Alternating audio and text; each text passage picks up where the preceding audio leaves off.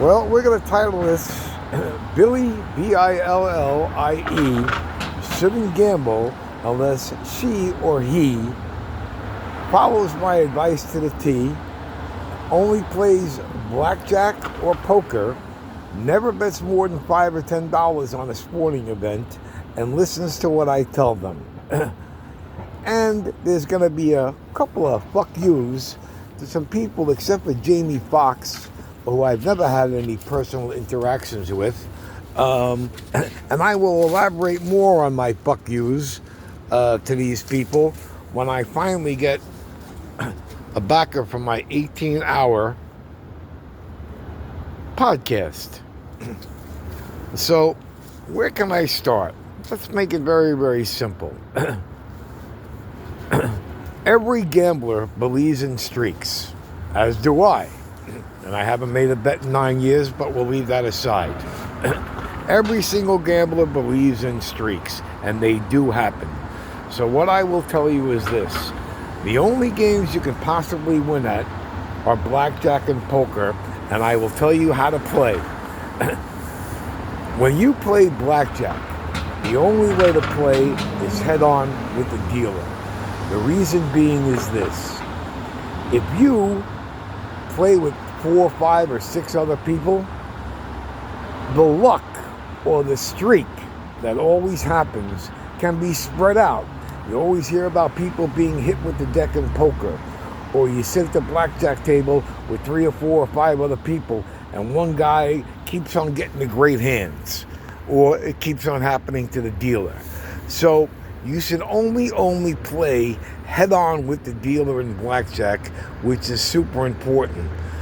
I hate to say it, that I don't trust the online playing the blackjack. I just don't trust the online very, very much. The problem is, to be able to play head-on with a dealer, you kind of got to bet at least $50 or whatever it is, to get like a single table. But that aside, I hate to use the word system, and I didn't realize it, but it actually is a system. Now, and let me don't forget, if you watch my Billy Likes to Gamble other videos, you will hear some wild stories, things that I've done. But there's also something on roulette, which I believe actually works. The reason I know that now, I hate to call it system, but system works, is I play blackjack on a blackjack game. It's not online, but it's an app, and the only difference is that when you split aces, they'll let you hit it more than once, so on and so forth. But here's the thing: I start out betting $150, and I hate to use the word units, but that's like 6 units.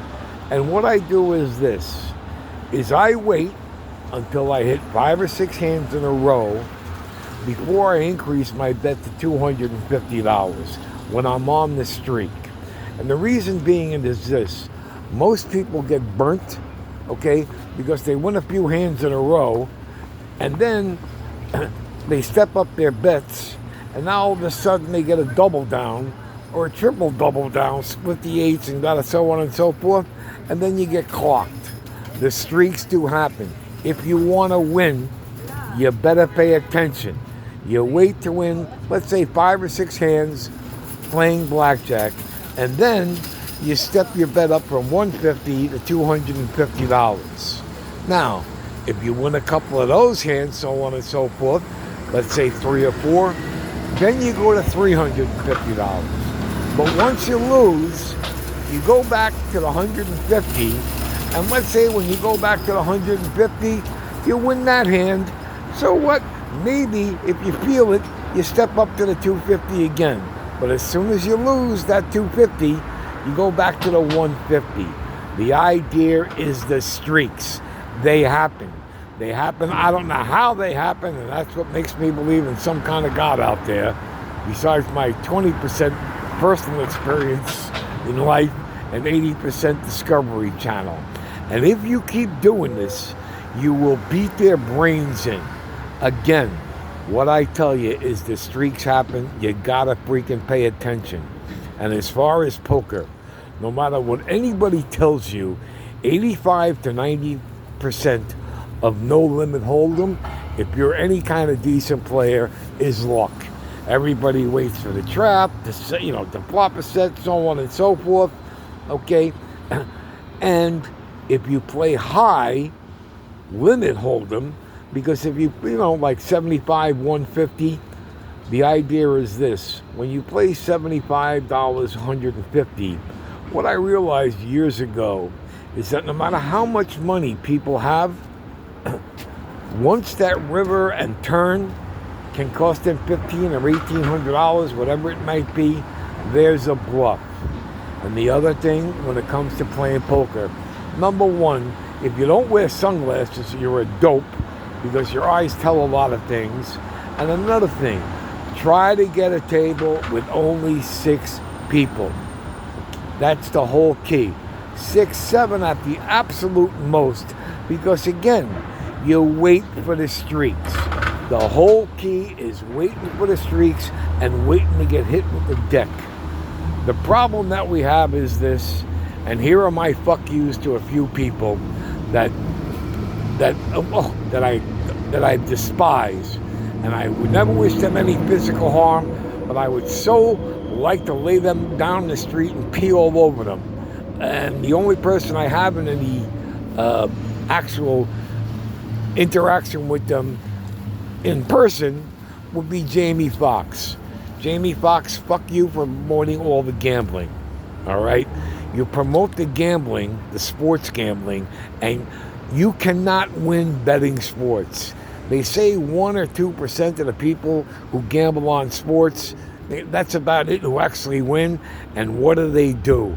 They spend every minute of the day handicapping this, that, the other thing, and it's no life. Just like poker, unfortunately, the reason so many people play poker is not that it's only exciting. I'm not going to kid you. I've had 2 girls suck my dick twice, 10 or 12 times, when I won a lot of money in Atlantic City. It's a great thing.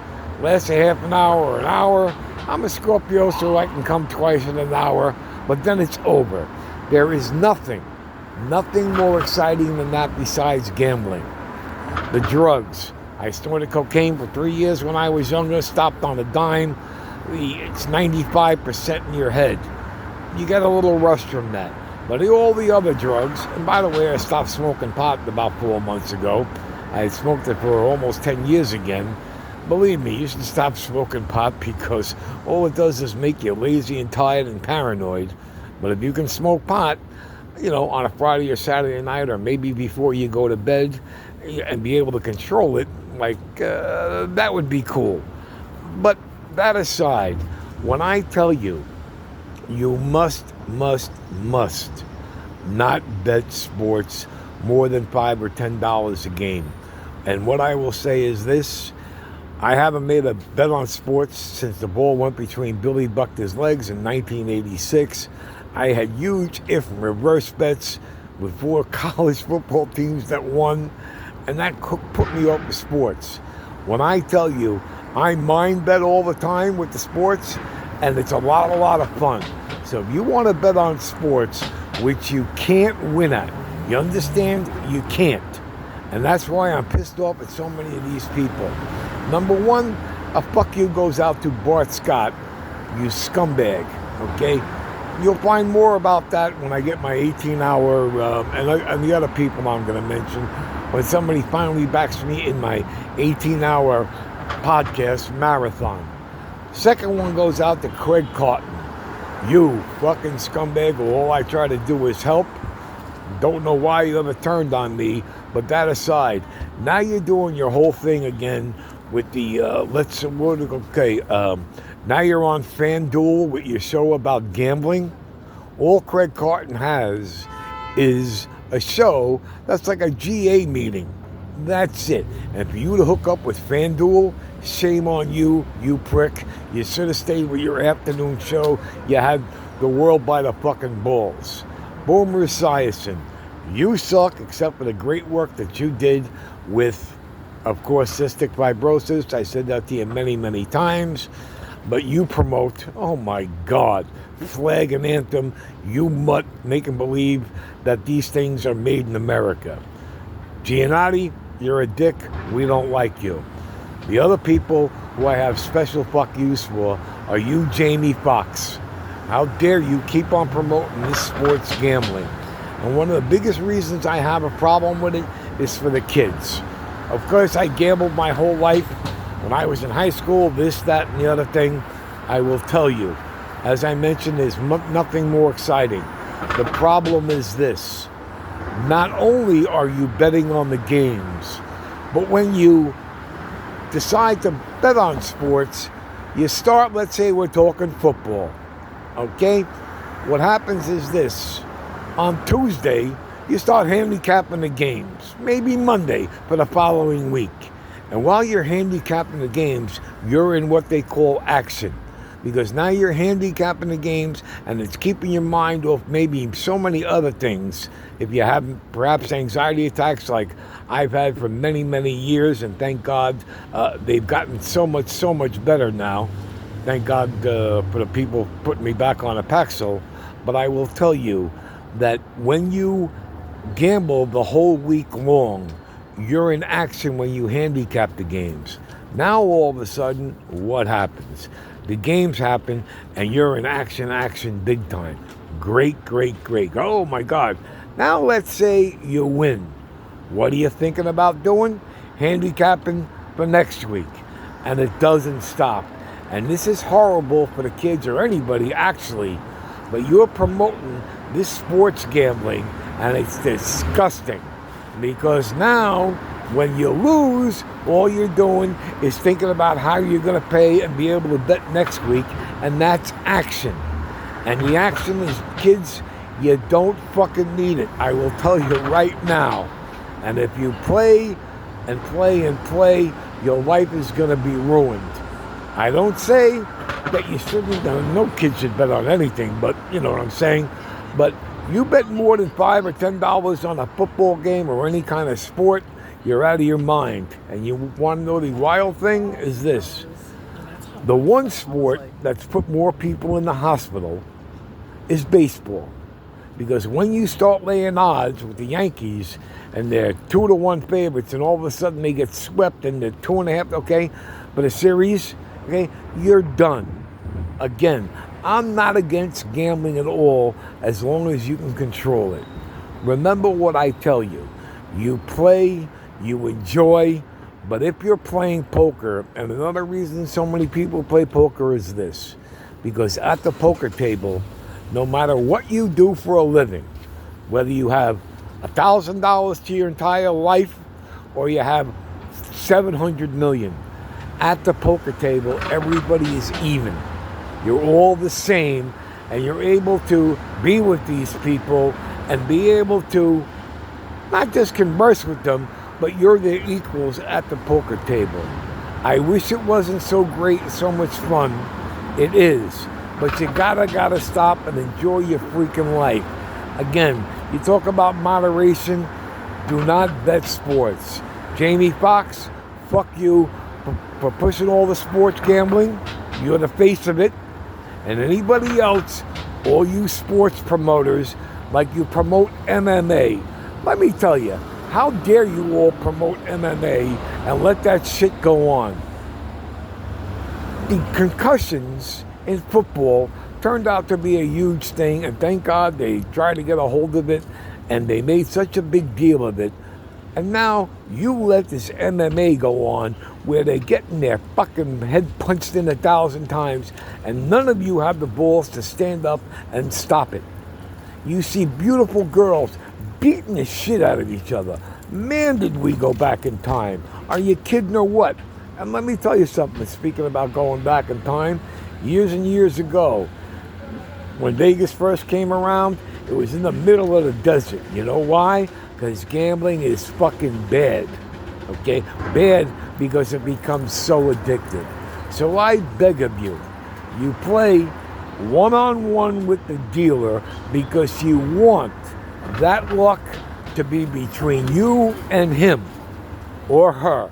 And Billy, whether you're a Billy, a she, or a he, whatever it might be, I'm begging you, wear your sunglasses, don't play so much, and wait. Wait for the streaks to hit. If you want to win at blackjack, you can. You just got to do the, I hate to call it a freaking system, but do what I tell you. Because when you start doubling up and doubling up and doubling up, you're going to get crushed when you hit the pair of eights and split them, and then you get double downs here and there. And I will tell you, well, you can watch my other Billy Likes to Gamble videos about the time I actually tried to cheat in a big table at Taj Mahal. And it didn't go too well for me because I split a pair of eights. I had two hands. I was playing two hands. I got blackjack on the first hand, and I had a pair of eights on the second. I had 2,500 bet on the first hand and 2,500 bet in the second. They paid me the blackjack, the $37.50 for the first hand, and continued the deal. And then I took the $37.50 and I put it on top of my eights. And then I got to split them. So I cheated, and guess what? Right? It was in the middle of the pit at the Taj Mahal, right in front of the cameras. There was one other person at the table with me, and they were betting $10,000 a hand, playing 4 or 5 hands. So I actually got away with doing it. But when I lost a hand, I said, go to the cameras, go to the cameras. Of course, what did they say? Oh, we didn't see anything. And when the casinos tell you, and that's why I stuck up a cotton, okay? Not just because of the ticket business, because those people, everybody's a fucking crook in that business. But the casinos say, oh yeah, we look out for you, we look out for you. They don't at all. Many, many stories to tell you about that. Some other fuck yous go out to, let's see. We mentioned Bart Scott. We mentioned Craig Cotton, Boomer Esiason. Who else do I have? I'm sure there's plenty more. Who else could I think of? On my personal life and in the past, that'll come out in the future. Again, I wish you all goodness and health. Please pay attention to my videos. Try to enjoy the heck out of life and read my signs. And again, we all, if you're walking and talking and you're able to make a living and have somewhere to live, you got life pretty good. Try to enjoy it. Try being freaking happy. And remember, Billy shouldn't gamble unless they listen to my advice. So somebody please back me in an 18-hour straight podcast so I can get off this corner and do a lot of great things. Check me out all over Instagram. Read my signs. I'm the funniest guy ever, and I wish you all health. And please, somebody get me a meeting with Mayor Bloomberg, Commissioner Tisch,